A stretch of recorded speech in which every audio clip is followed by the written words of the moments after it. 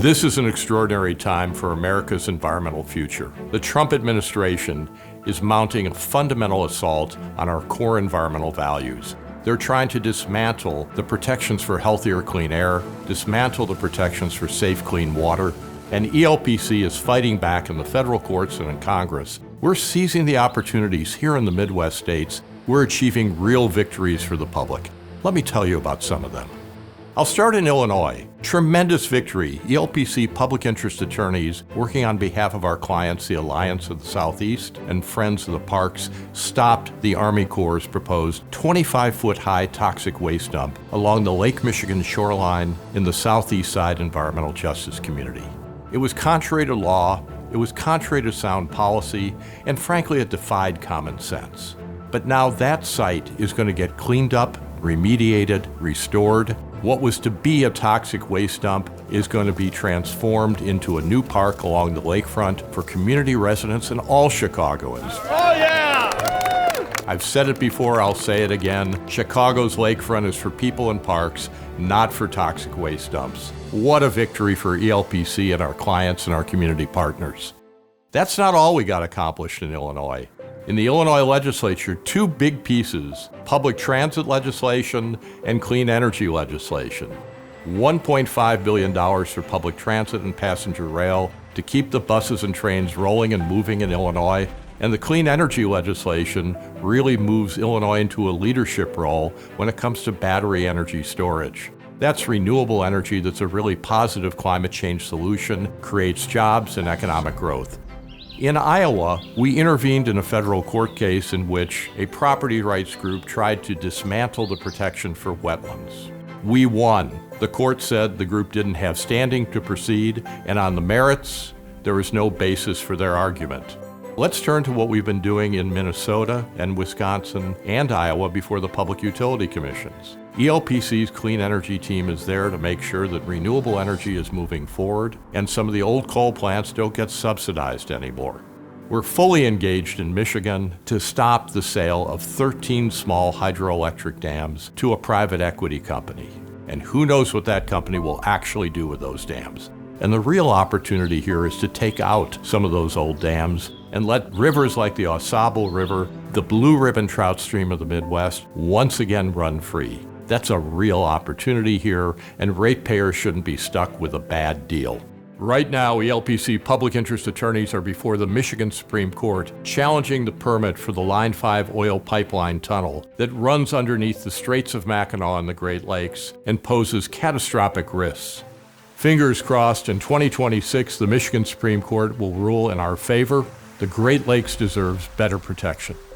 Let's talk about CAFOs. CAFOs, concentrated animal feeding operations. Sometimes people call them farms, but they're not really farms. They're big industrial operations. They produce a lot of manure, and too often what happens is it poisons and contaminates our rivers and our Great Lakes. ELPC's legal team is fully engaged in North Dakota, Michigan, and Ohio, looking to reduce the amount of manure runoff that gets into Lake Erie and to the rivers and streams in Michigan and North Dakota that threaten safe, clean drinking water for everybody. Michigan just stepped up with really good permit conditions. That's going to reduce the amount of pollution. It's going to better protect our waterways and public health. In South Dakota, ELPC's legal team has been working to protect some wonderful natural areas. We're protecting the Sand Lake National Wildlife Refuge against oil and gas pipelines going through, and we're protecting the Pactola watershed. There aren't a lot of environmental attorneys working in South Dakota. ELPC is, and we are protecting vital natural resources, achieving real progress. In Northwest Indiana, there's the largest concentration of steel mills and oil refineries in the country.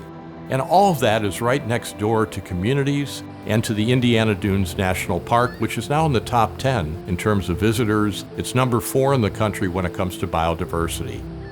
We need to reduce the air pollution from the steel mills and from the oil refineries in order to protect people in the environmental justice communities in Northwest Indiana and protect people who use and enjoy the Indiana Dunes National Park.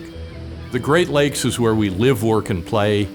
What we've been able to do over the years is achieve strong bipartisan support when it comes to the Great Lakes Restoration Initiative, which is the major federal funding program to clean up and restore the Great Lakes. Big victory this year. bipartisan members of Congress wrote letters to the president saying, we support the Great Lakes Restoration Initiative. And in a budget that zeroed out EPA in so many ways, there it is, $368 million for the Great Lakes Restoration Initiative. We've achieved a big victory in this Congress in which so many good things are not getting done. This is for the Great Lakes. This is for all of us. When President Trump was elected last year, we knew that ELPC would need to step up our federal litigation defense like never before. We've hired 10 new ELPC staff since the last election, and we are now in more than a dozen federal courts and before many federal regulatory agencies, seeking to stop the Trump administration's fundamental assault on our core environmental laws.